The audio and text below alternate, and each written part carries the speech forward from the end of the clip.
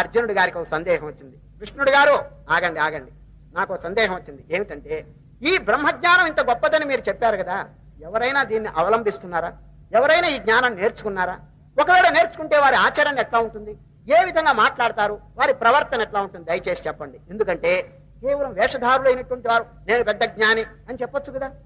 How to test? What is the criterion? చెప్పండి. నిజమైనటువంటి సాధు లేకపోతే బోగస్ ఎట్లా తెలుసుకోవటం చెప్పండి అని అర్జునుడిని చక్కగా ప్రశ్న చేస్తున్నారు. ఇది చాలా అవసరం అండి. ఎందుకంటే వేషాలు వేసుకుని తిరిగే రకాలు చాలా మంది ఉంటారు.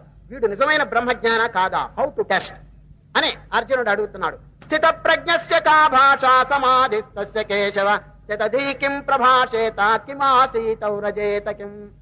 వారు ఏ విధంగా మాట్లాడతారు మహనీయులు?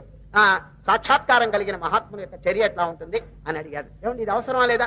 It is most important. ఎందుకంటే అనేక మంది వేషధారులు నేను గొప్పవాడిని, నేను బ్రహ్మజ్ఞాని, నేను దేవుణ్ణి చూచాను అని అంటారు అనుకోండి. మనం ఎట్లా వారిని గురించి టెస్ట్ చేయటం ఎట్లా చెప్పండి, పరీక్ష చేయటం ఎట్లా?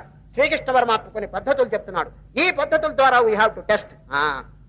ఏమిటది? ప్రజహాతి యదా కామాన్ సర్వాన్ పార్థ మనోగతాన్ ఆత్మన్యేవాత్మనా తుష్టా స్థిత ప్రజ్ఞస్తదోచ్యతే. కోరికలు తొలగిస్తారు. ఏ విధమైనటువంటి డిజైర్స్ మనసులో పెట్టుకోరండి వారు. ప్రజహాతి యదా కామాన్ సర్వాన్, ప్లీజ్ అండర్లైన్ సర్వాన్.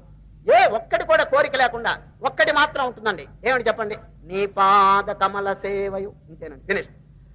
ఆ పాదంలోనే అన్ని ఉంటాయండి. అందుచేత మహాత్ములండి దాన్ని ఆశ్రయిస్తారు. నీ పాద కమల సేవయు. అది తెలియని వాళ్ళండి ఏదో చిల్లర వస్తువులన్నింటినీ కాంక్షిస్తూ జీవితం దాని మీద ధారపోస్తుంటారు. మహాత్ములు ఏం చేస్తారు తెలిసిన? ఈ సుఖములన్నిటికీ ఆధారభూతమైనటువంటి ఏ బ్రహ్మానందం అది మహాత్ములు కోరుకుంటారు. అది కోరాలంటే ఇతరమైన అన్నింటిని కూడా తృణీకరిస్తారు. I don't care for kingdom or anything అంటారు.